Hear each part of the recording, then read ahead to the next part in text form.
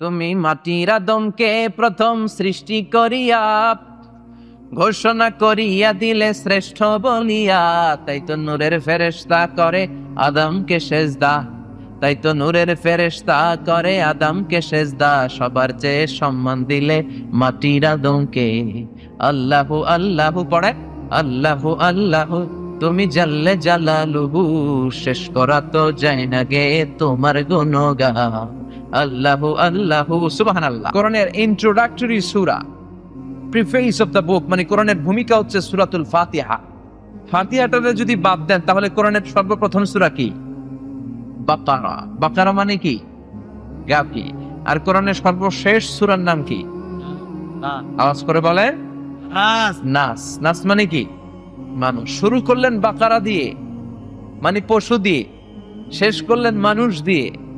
এর মানে হচ্ছে আল্লাহ বুঝাতে চাইলেন 30 পারার এই কোরআন যদি পড়ো, পশুত্বের যে প্রবৃত্তি তোমার আছে এটা ডিলিট হয়ে তুমি মানুষের মতো মানুষ হয়ে বেরোবা। এজন্য কোরআন এসেছে আমাদেরকে মানুষের মতো মানুষ বানাতে। আমরা মানুষের মতো মানুষ হতে চাই, চিল্লায় বলেন ঠিক কিনা? কিন্তু পৃথিবীতে মানুষের বড় অভাব। এজন্য প্রায় বলা হয় বাড়ছে জনসংখ্যা কিন্তু কমছে মানুষ। এই কথাগুলো আমরা প্রায় শুনি না? বাড়ছে জনসংখ্যা, কমছে মানুষ। তার মানে চোখে আমরা যা দেখি এগুলো মানুষ না। অনেকে বলে হুজুর কি বলেন, পৃথিবীতে মানুষ নাই? পৃথিবীতে তো মানুষ আছে প্রায় 700 কোটি।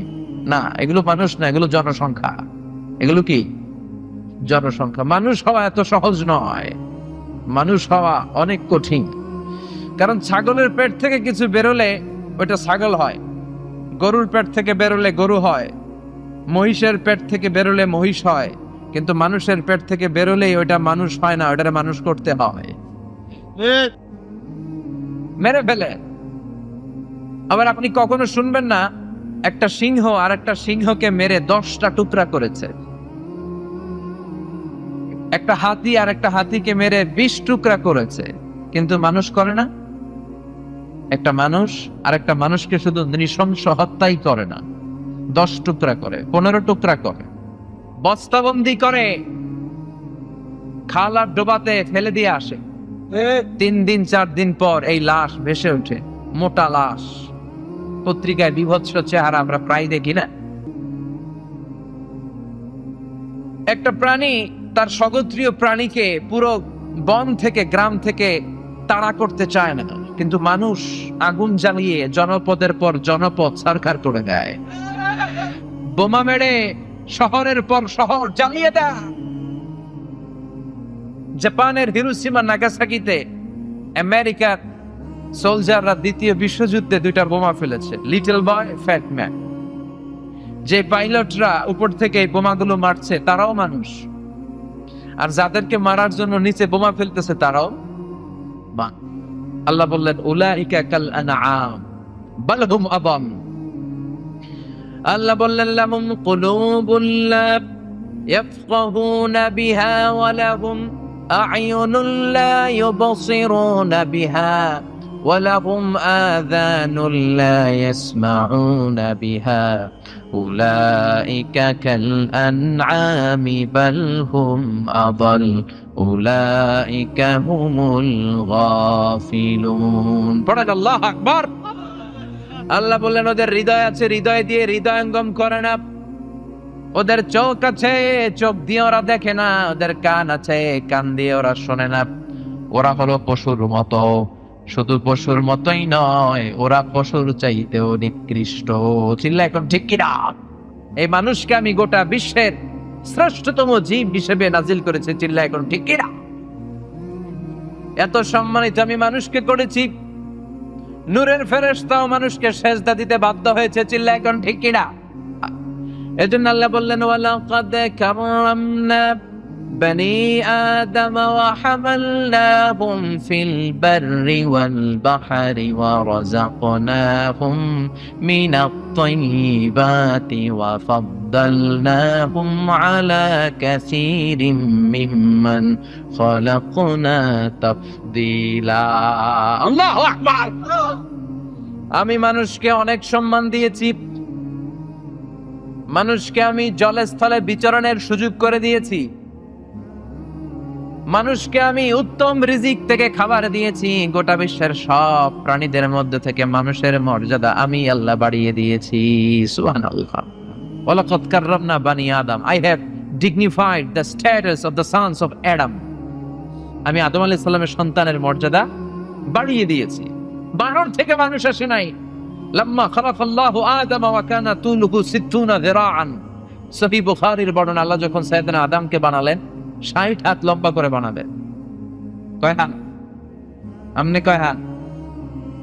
আমনে 60 হাত? হ্যাঁ, আমি কয় হাত? আবার মাঝে মাঝে কিছু ছোট পাওয়া যায় না, খাটো লম্বা আছে না নাই? আল্লাহ বললেন 60 হাত লম্বা করে আমি আদমকে বানালাম।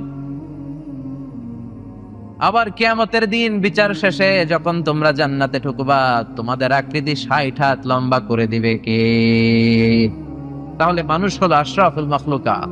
এই সৃষ্টিকুলের মধ্যে সবচাইতে সেরা হচ্ছে মানুষ। মদিনাতে বনু মাখজুমিয়া গোত্রের এক মেয়ে, খুব প্রেস্টিজিয়াস এক ফ্যামিলির মেয়ে, চুরিতে ধরা পড়ল। সাহাবীরা কয়, এই মহিলার হাত যদি নবী কেটে দেয় মদিনায় তো মারামারি লেগে যাবে। সবাই উসামাকে বলল, উসামা তোরে বিশ্বনবী বড্ড ভালোবাসে, তুই বিশ্বনবীকে চেয়ে পড়, এই মেয়ের হাত কেটে দিয়েন না। ওসামা এসে বলে, নবী সবাই আমারে ধরছে, একটা কথা বলতে বলবো? বিশ্বনবী বলেন, ওসামা বল। ওসামা বলেন, নবী মেয়েটার হাত কেটে দিয়েন না, মাফ করে দেন। বিশ্বনবীর চেহারাটা মুহূর্তে আগুনের গোলার মতো লাল বানিয়ে দিল কে? বিশ্বনবী বললেন, ওসামা এত স্পর্ধা তুই কই পেলি? চোর চুরি করে প্রমাণিত হলে হাত কেটে দাও, আইনটা কার? আল্লাহর দেয়া আইনের ব্যাপারে আমার কাছে এসে তুই চুন্নির ব্যাপারে সুপারিশ করিস? কে তোরে দিলে এত সাহস? লাউ আন্না ফাতিমাতা বিনতি মুহাম্মাদিন সারাকাত লাকাতা মুহাম্মাদুন ইয়াদাহা। শুধু ওই মেয়ে কেন, আমার কলিজার টুকরা নয়নের মণি ফাতেমাও যদি আজকে এই চোরের ব্যাপারে, চুরি করার ব্যাপারে সাব্যস্ত হয়ে যেত, ফাতেমাও যদি চুরি করত, ফাতেমার ডান হাতটা কেটে দিতে আমি নবী 1 সেকেন্ডও দেরি করতাম না। 1 সেকেন্ডও দেরি করতাম না, তলোয়ারটা খুলে ফাতেমার ডান হাতটা কেটে নিতাম। চিল্লা এখন ঠিক কিনা? তো বাংলাদেশে যে চোরগুলো আছে এগুলোর এরকম বিচার হওয়ার দরকার আছে না নাই? এজন্য আল্লাহ বললেন, গোলাম তোকে আমি খলিফা বানিয়েছি, আমার প্রতিনিধি। কোরআনে দেয়া আমি আল্লাহর যত বিধান আছে, আহকাম গুলো আছে, দুনিয়ার বুকে তুই পালন করবি, তাই তুমি আমার খলিফা। সুবহানাল্লাহ। এজন্য আল্লাহ বললেন, মানুষকে আমি শুধু আশরাফুল মাখলুকাত বানাই নাই, মানুষকে শুধুমাত্র কেবলমাত্র আমি আমার খলিফা বানাই নাই, মানুষকে আমি চমৎকার একটা চেহারা দিয়ে তৈরি করেছি। পড়েন সুবহানাল্লাহ।